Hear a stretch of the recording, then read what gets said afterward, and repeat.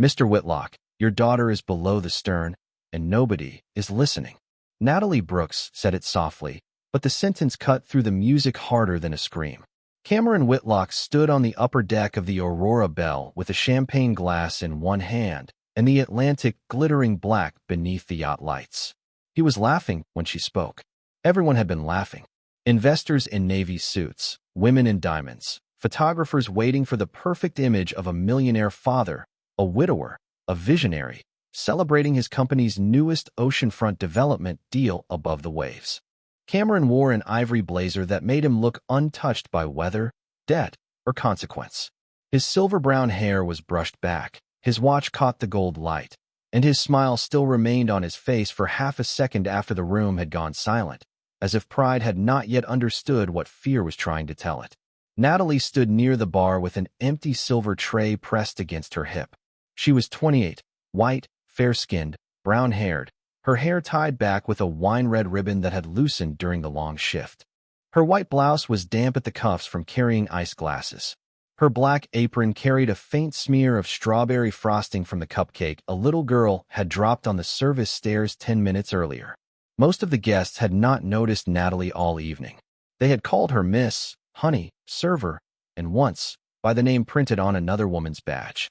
She had smiled politely and corrected no one. She had been hired to carry drinks, not meaning. But Natalie had spent the night listening. She had heard Sophie Whitlock ask her father to come see the stars from the back deck. She had heard Cameron say, "5 minutes, sweetheart," while Miles Grayson, his investment partner, pulled him toward another handshake. She had heard Sophie's small shoes move away from the children's lounge. She had heard the side door open when no adult was supposed to use it. And then, beneath the jazz, beneath the champagne laughter, beneath the waves tapping against the hull, she had heard 3 tiny knocks. Pause. 2 more. Not pipes. Not rope. Not the yacht settling in the tide. A child. Cameron's smile disappeared. "What did you say?" His voice was low, controlled, dangerous only in the way powerful men sound when embarrassment arrives before understanding. Miles Grayson stepped closer, his dark suit perfect, his face calm. "Cameron, this is clearly confusion from the staff. Sophie is with the nanny." Natalie looked straight at him. "No, sir. She is not." The nanny, standing near the staircase, went pale. "I thought she went back to her father." The words landed across the deck like a plate breaking in another room. Cameron turned toward the children's lounge. The small chair where Sophie had been sitting was empty. Her pale blue cardigan lay folded over the armrest. On the table beside it was her drawing of the yacht, unfinished, the crayon sun colored above the water, while a tiny stick figure girl stood alone near the stern. Natalie moved first. Not because she wanted attention, because she had heard the knocking again. 3 taps. A pause. 2 taps. Weaker this time. She dropped the tray onto the bar, and the sharp sound made guests flinch. "Captain," she said, reaching for the crew radio beside the service station. "Stop all stern platform movement. Turn on the aft lights now." The event manager caught her wrist. "You cannot touch that." Natalie pulled free, not roughly, only firmly. Her blue eyes stayed on Cameron. "Your daughter is trying not to panic. If you waste another minute deciding whether a waitress is allowed to speak, she will think no one is coming." For the first time that night, Cameron Whitlock did not look like a man above the waves. He looked like a father who had finally heard what was beneath them. Cameron moved before anyone else found permission to breathe. The champagne glass slipped from his fingers onto the carpeted deck, landing on its side without breaking, spilling a pale stream that no one looked at. "Where?" he asked. One word. No performance left in it. Natalie pointed toward the aft stairs. "Below the stern platform, near the service access." The captain was already speaking into his radio, his voice clipped and urgent but controlled. "Hold all stern systems. Aft lights on. Crew to swim platform access. Now." The golden party lights stayed behind as Cameron followed Natalie down the narrow stairwell. Miles Grayson came after them, still trying to wrap the moment in reason. "Cameron, wait. Let the crew handle this. If Sophie is simply hiding, you do not want 100 guests watching you panic." Cameron did not turn around. "Stop talking." The words were quiet, but they closed the space behind him. Natalie moved fast despite the wet steps, one hand on the rail, her shoes soft against the metal. She did not run wildly. She counted. Stairs. door, corner, wind direction, sound. The knocks had come from below the swim platform, near the maintenance hatch that opened toward the stern storage pocket. On a yacht like this, everything was polished for guests and complicated underneath. Beautiful above, narrow below. She reached the aft service landing and crouched near the railing. The ocean moved in black folds a few feet beneath them, touched silver by the sudden flood of white aft lights. "Sophie," Cameron called. His voice cracked on the second syllable, and that crack changed every face around him.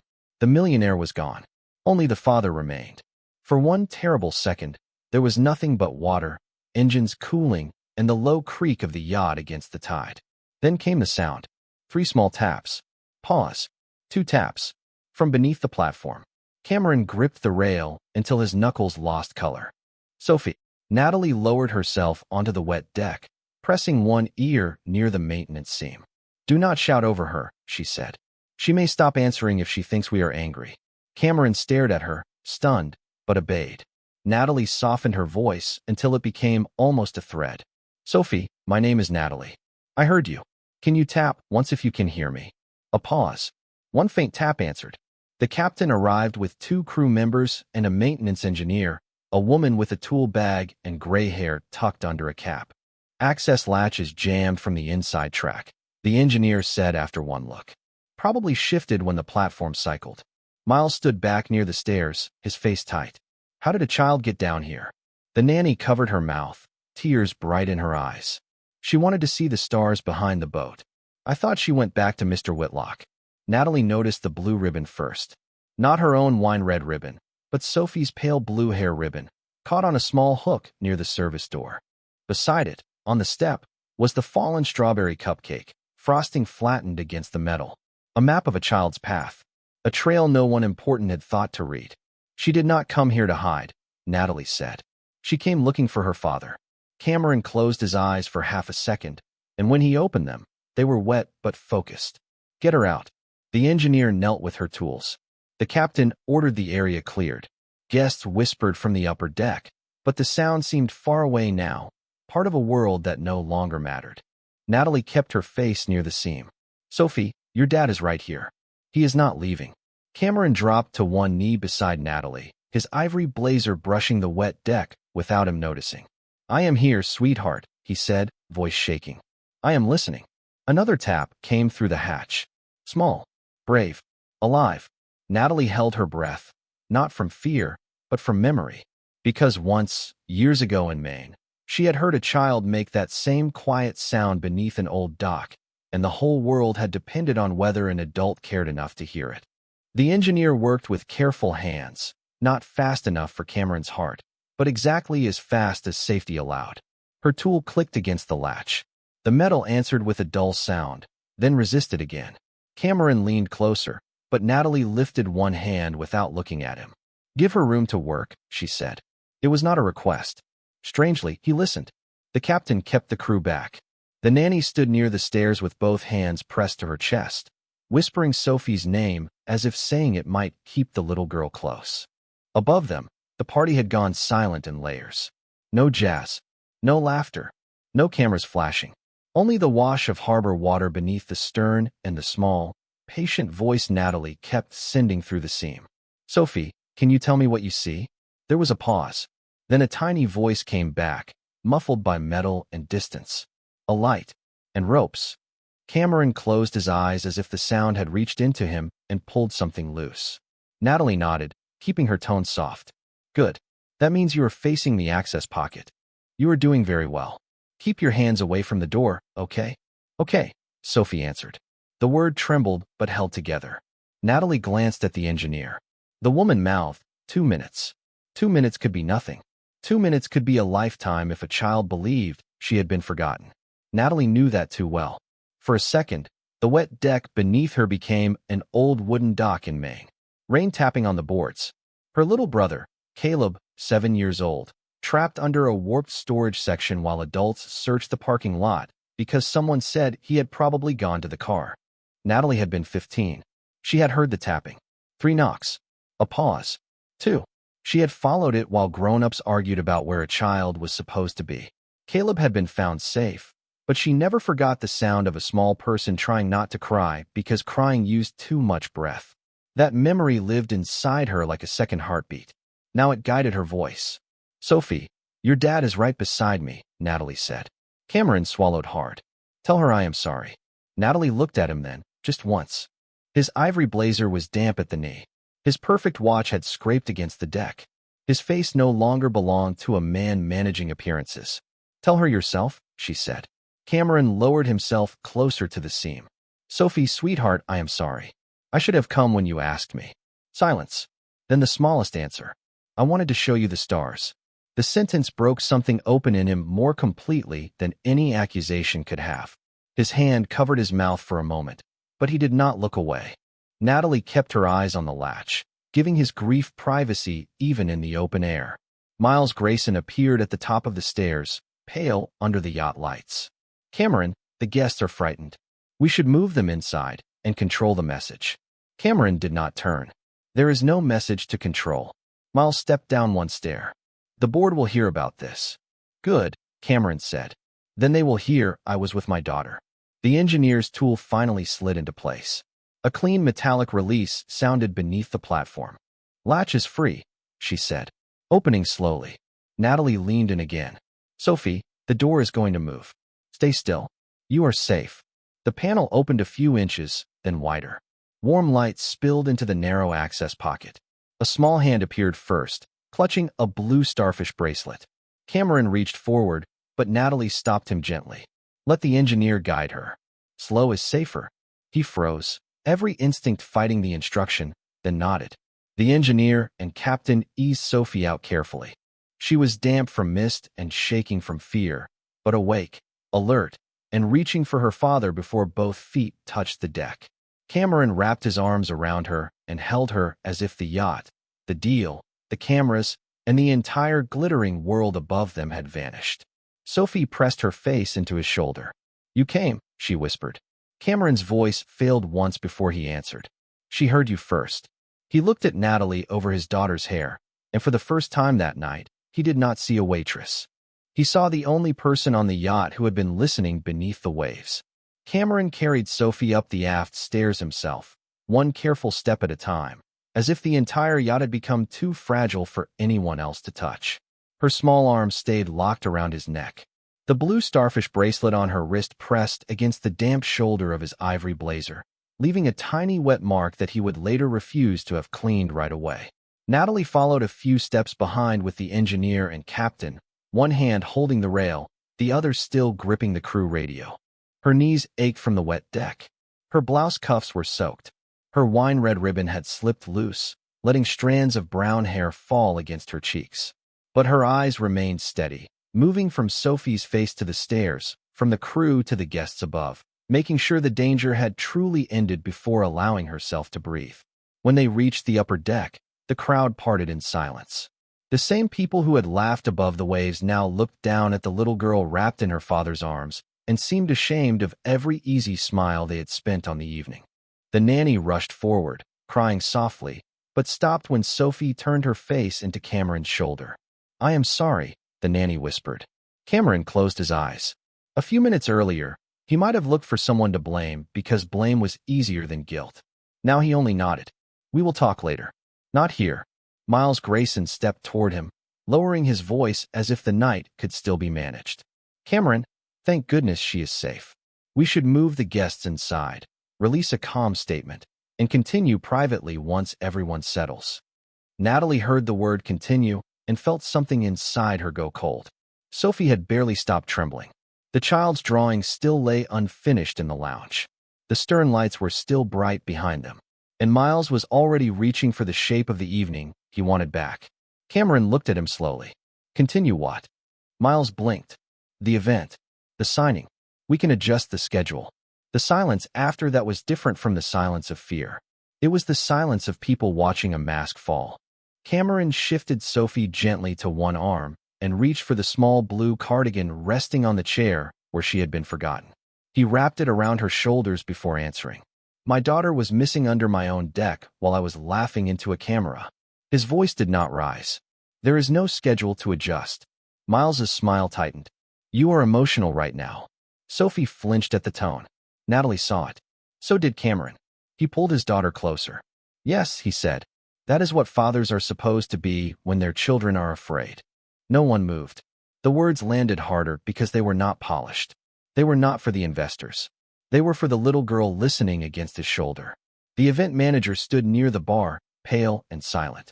The nanny wiped her face with shaking hands. The captain kept his eyes lowered, professional but troubled. Natalie stepped back toward the service station, ready to disappear now that Sophie was safe. But Sophie lifted her head. Her voice was small. Where is the lady with the red ribbon? Natalie stopped. Every gaze turned toward her. She had been called many things that night. Server. Mississippi staff. Interruption. But the child called her by the one detail that had stayed visible when adults refused to see the rest. Cameron turned, still holding Sophie. She is here. Sophie reached one hand toward Natalie, the starfish bracelet sliding down her wrist. Natalie came closer, slowly, giving the child room to choose. You heard me, Sophie whispered. Natalie crouched until their eyes were level. Yes, she said. You were very brave to keep tapping. Sophie looked at her father. I tapped like Mommy taught me. 3 and 2. For help. Cameron went still. The mention of his late wife moved through him like a tide he had avoided for too long. He looked at the bracelet, then at the unfinished drawing on the table, then at Natalie kneeling on the deck where every important person had finally gone quiet. He understood then that his daughter had not only been found beneath the stern. She had been waiting beneath the noise of his life. Natalie stood, her voice gentle but clear. She did not need a bigger party, Mr. Whitlock. She needed someone to notice when she was gone. Cameron held Sophie closer and lowered his head. Above the waves, there was no laughter now. Only a father hearing the truth he should have heard before the water carried it upward. Cameron did not answer Natalie right away. He could not. The words had reached a place no investor, advisor, or board member had ever been allowed to touch. She did not need a bigger party. She needed someone to notice when she was gone. Sophie rested against his chest, small and damp and trembling less now, but still holding his collar as if the yacht might tilt her away from him. Cameron looked down at her blue starfish bracelet and remembered the day his wife, Lauren, had bought it from a beach shop in Cape Cod. Sophie had been 5 then, all tangled hair and sunburned cheeks, insisting that starfish were brave because they held on even when waves tried to move them. Lauren had laughed and told her, if you ever need help, tap 3 times, pause, then 2. Daddy and I will always listen. Cameron had smiled that day. He had promised. Then grief had turned him into a man who funded comfort instead of offering presents. Better schools, better nannies, better rooms, better toys, everything except the one thing a child could not outsource. His attention. Miles Grayson cleared his throat near the bar, too polished to understand the silence he was stepping into. Cameron, with respect, your daughter is safe. That is what matters. We can protect her privacy, resume inside, and avoid unnecessary headlines. Sophie's fingers tightened against Cameron's blazer. Natalie saw it from 3 feet away. So did Cameron this time. He turned his body slightly, shielding Sophie from the voice that made her shrink. No, he said. Miles blinked. No. No statement. No signing. No photographs. No more pretending this night is about business. The guests watched him as if they had never seen wealth refuse its own stage. Cameron looked toward the captain. Take us back to dock as soon as the crew confirms it is safe. The captain nodded. Yes, sir. Miles's expression sharpened. You are throwing away a deal because a child wandered off during a party? The sentence was soft, but it revealed him completely. Natalie's eyes lifted. The captain's jaw tightened. Even the event manager looked at the floor. Cameron stared at Miles for a long second, and when he spoke, his voice was very calm. I am ending a deal because you just described my daughter as an inconvenience. Nothing loud followed. No dramatic gasp. Just the quiet sound of a room recognizing a line that could not be uncrossed. Miles looked around for allies and found only faces turned away from him. Cameron shifted Sophie gently to the nanny, but only after kneeling and asking, Is it okay if Miss Grace holds you while I talk? Sophie nodded after looking at Natalie. That tiny glance nearly broke him again. Even now, his daughter checked the woman with the red ribbon before trusting the adults he had hired. Natalie stepped back, but Cameron turned to her. Please stay. It was not an order. It sounded almost like he was afraid she might disappear before he understood how to thank her. "There are statements to take," the captain said carefully. "From the crew, the nanny, the event team, and anyone near the children's lounge." Cameron nodded. In the main salon, everyone who tried to report something speaks first. The event manager swallowed. "Mr. Whitlock, I should explain." Natalie thought of the cupcake on the stairs, the blue ribbon caught near the hatch, the small taps beneath the platform. "Start with when you first heard Sophie was missing," she said. Her voice was quiet, but no one questioned her right to speak. That was the change. Small, immediate, unmistakable. In the main salon, the tables were cleared of crystal plates and glossy contract folders.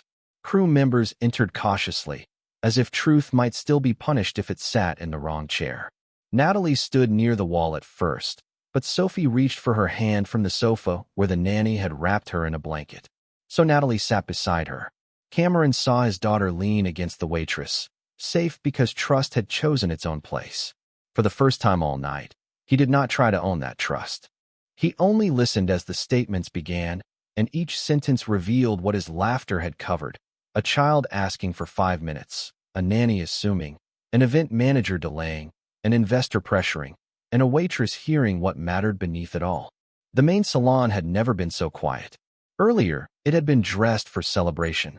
White flowers, silver name cards, folded napkins, champagne chilled in crystal buckets. Now the flowers had been pushed aside, the contracts stacked unopened, and the same long table held coffee cups, tissues, crew radios, and a child's unfinished drawing of the yacht beneath a yellow crayon sun. Sophie sat on the sofa wrapped in a soft blanket, her damp hair tucked behind one ear, her blue starfish bracelet resting against Natalie's hand. Every few seconds, Cameron looked at her, as if he needed proof she was still there. Natalie noticed, but said nothing. Some lessons arrived too late to be rushed. The captain spoke first, carefully outlining the timeline. Sophie left the children's lounge after asking to see the stars. The nanny believed she had gone to her father. The event manager heard a staff member mention Sophie was not in the lounge, but decided to wait until after Cameron's remarks. Miles Grayson's assistant had reminded the staff that nothing should interrupt the signing window. Each statement was small.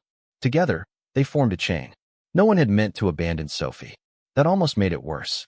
She had slipped through assumptions, through schedules, through adult certainty. Cameron sat across from the staff with his ivory blazer still damp at the shoulder where Sophie had clung to him.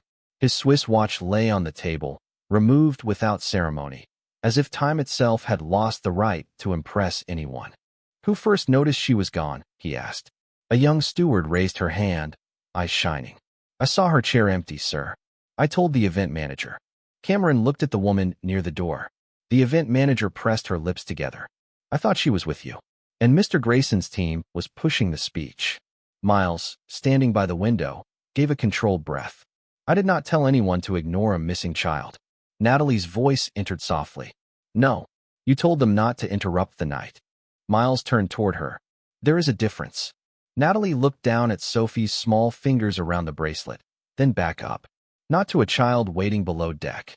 The room absorbed that sentence in silence. Cameron closed his eyes for a moment. When he opened them, the anger had settled into something harder and more useful. "The agreement with Grayson Holdings is over," he said. Miles straightened. "Cameron, be careful. You are making a decision in the middle of an emotional event." Cameron looked at Sophie. She had stopped watching Miles and was tracing the starfish charm with her thumb. "That is the first honest decision I have made all night." Miles's face tightened, but no one followed him when he left the salon with his assistant. The door closed softly behind them. No drama, just an exit from a room where image no longer outranked truth. The captain continued the review, but Cameron raised a hand. "Before we finish, I need to hear from Miss Brooks." Natalie stiffened slightly. She was still wearing her black apron. Her shoes were still wet from the stern deck.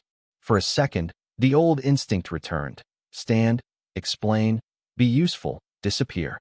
But Sophie leaned closer to her, and the instinct faded. "I heard the taps," Natalie said. "That is all." Cameron shook his head. "No, that is not all. You knew what they meant." Natalie looked toward the dark windows, where the reflection of the salon floated over the water. My little brother got trapped under an old dock in Maine when we were kids. The adults were searching everywhere except where he actually was. He was too scared to shout. He tapped because our mother had taught us to do that if we needed help. Sophie lifted her head. Like Mommy taught me. Natalie smiled gently. Exactly like that. Cameron's face changed again, quieter this time. He understood then that Natalie had not performed a miracle. She had honored a sound the rest of them had been too busy to respect. The yacht began moving slowly toward harbor under the captain's careful command. No fireworks lit the sky. No announcement was made. Sophie fell asleep against Cameron's side before they reached the dock, one hand still loosely holding Natalie's fingers. Cameron did not move it away. He sat there, listening to his daughter breathe, while the waves brushed the hull in small, patient rhythms. Above those waves, the laughter was gone. Beneath them, something better had risen. The truth that love is not proven by what a man can buy, but by whether he is present enough to hear the smallest call for him. By the time the Aurora bell reached the dock, the eastern sky had begun to pale.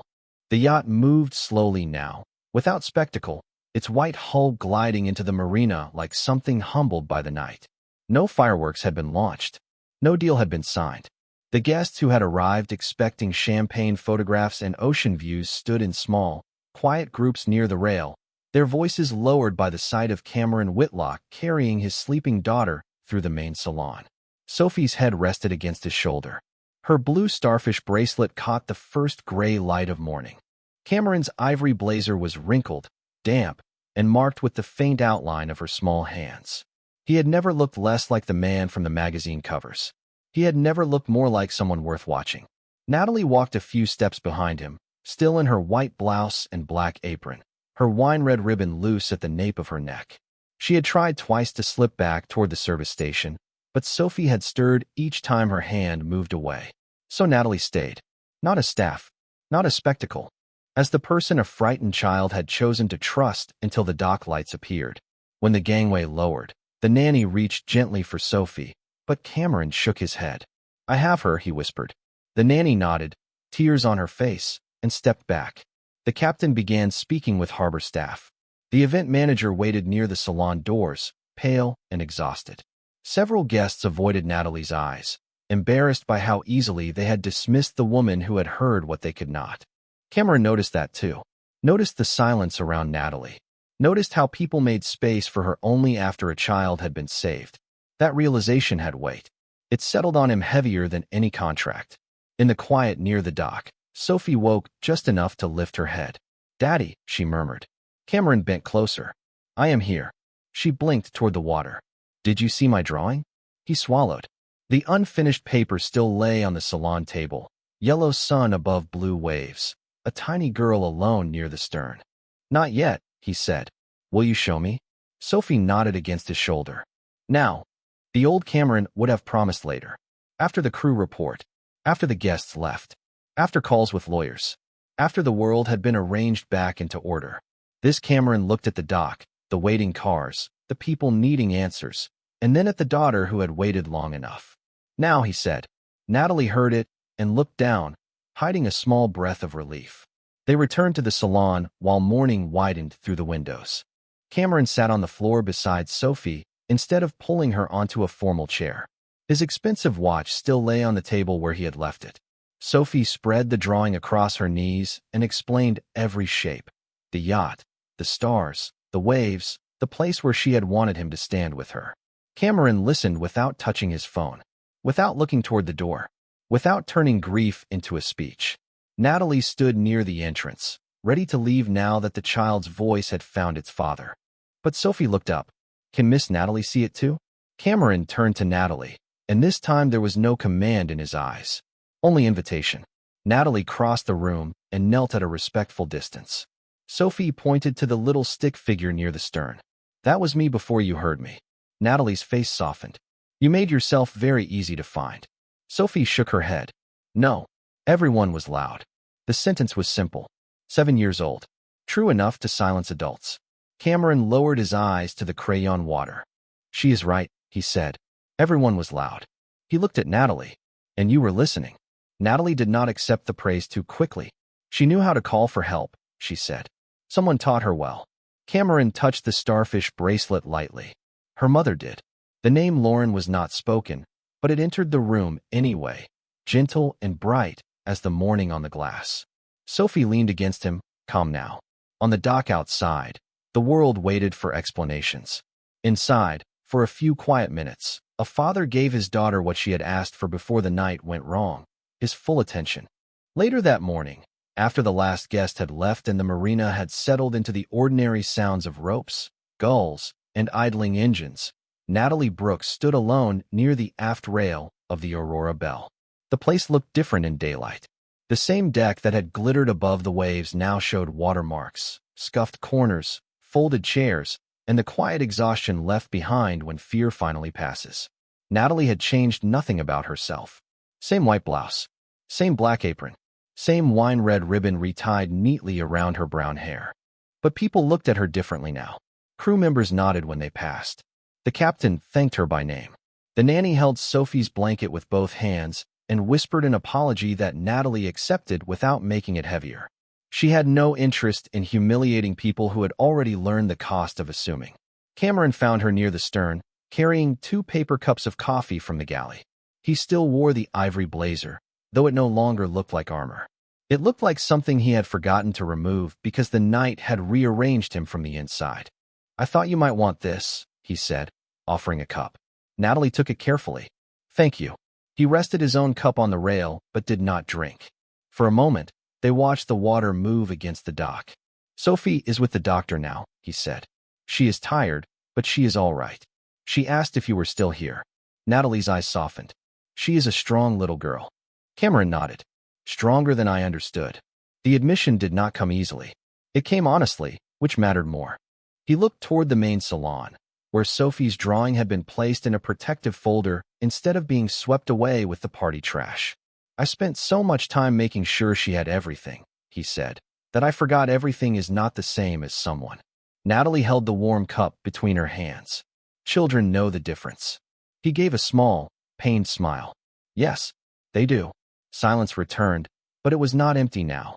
It allowed both of them to stand without pretending. Then Cameron turned slightly. "Miss Brooks, I want to thank you properly."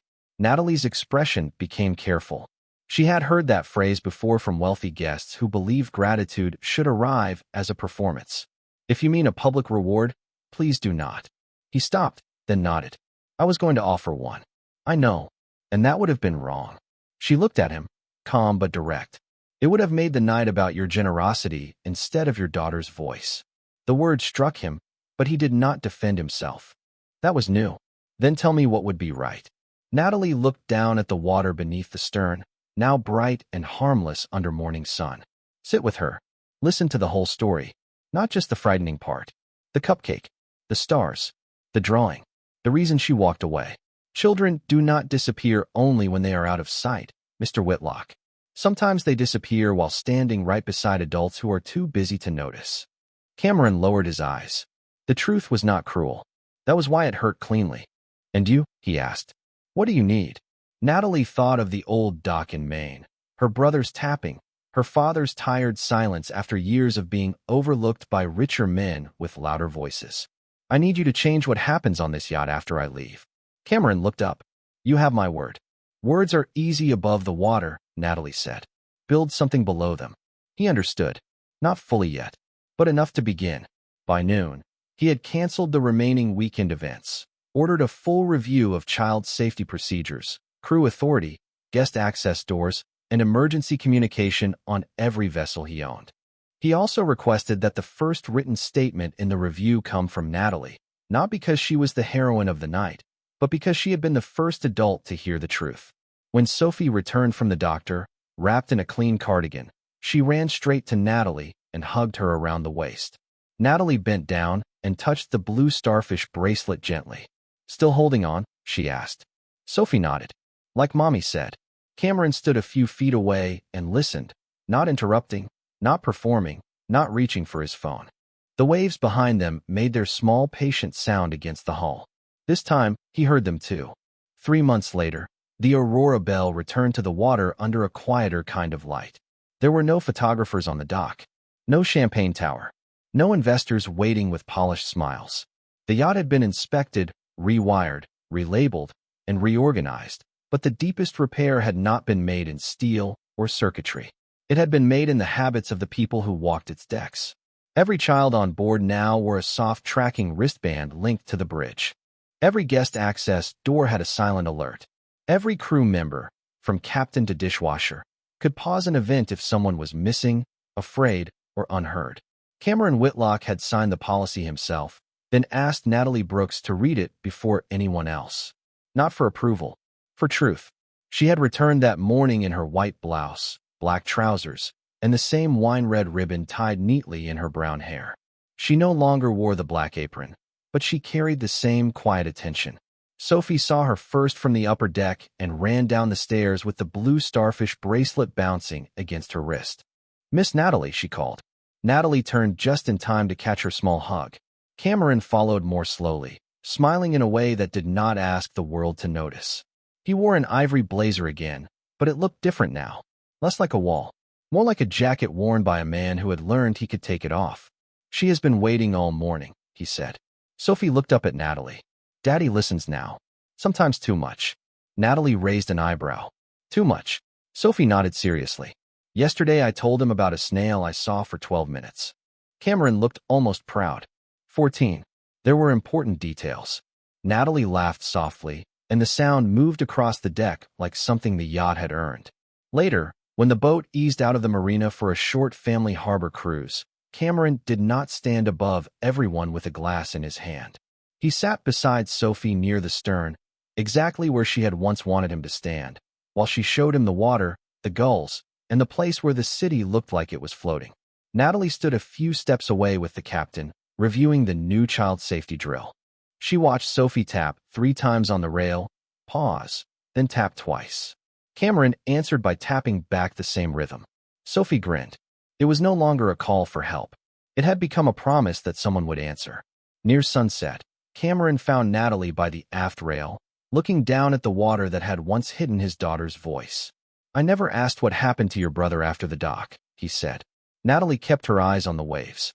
"He was okay, but for years, he would not go near the water unless someone held his hand. And now he teaches swimming to kids in Maine." Cameron smiled gently. "That sounds like courage." Natalie nodded. "It sounds like someone stayed with him long enough for fear to become something useful." Cameron understood the gift in that sentence. He looked towards Sophie, who was drawing again at a small table, her feet swinging above the deck. "I am trying to stay." Natalie glanced at him. Trying is where listening begins. He accepted that without turning it into a speech. As the sun lowered over the harbor, Sophie carried her new drawing to them. This time, the yacht was smaller. The water was wide and blue. 3 figures stood near the stern. A girl with a starfish bracelet, a man in a pale jacket, and a woman with a red ribbon. Above them, Sophie had written in uneven letters, "We hurt each other." Cameron read it once, then again, his eyes bright but steady. Natalie looked at the drawing and felt the old ache in her chest loosen by 1 quiet inch. The night she had been ignored was not erased. The fear under the stern was not forgotten. But something had changed hands. A child's small signal had become a father's new language. A waitress no one had noticed had become the reason a yacht learned to listen. And above the waves that evening, nobody laughed loudly enough to cover the truth beneath them.